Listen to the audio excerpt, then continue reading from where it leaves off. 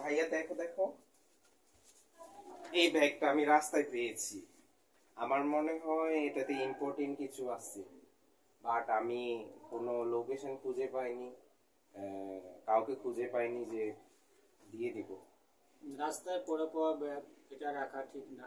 হ্যাঁ, রাখা এটলিস্ট ঠিক না, তবুও দেখি কোনো অ্যাড্রেস পেলে ওইটা বুঝে দেব। যার জিনিস তার কাছে চেষ্টা করে এটা পাঠিয়ে দেওয়া যাবে। আচ্ছা দেখি ব্যাগটার ভিতরে কি আছে। খুলে দেখো।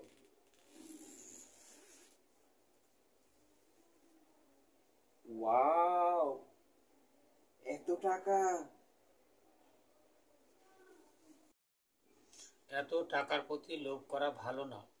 যার টাকা তার কাছে ফেরত দিয়ে দাও। অন্যজনের টাকা প্রতি লোভ কোনো সময়।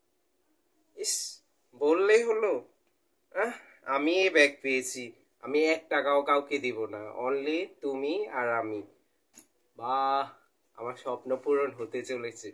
আমি এই টাকা দিয়ে অনেক বড় লোক হবে।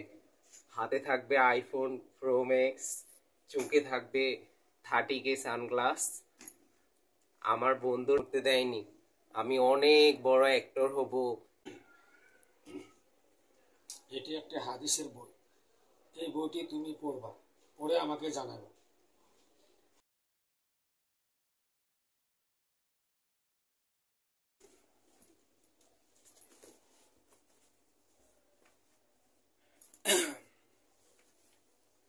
আসলে ভাইয়া, আমি আপনার হাদিসের বইটা পড়েছি।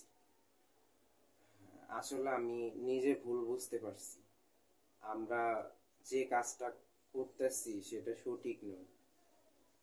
আমাদের উচিত এই টাকাগুলো একটা গরিব এতিম মিসকিনকে দিয়ে দেওয়া।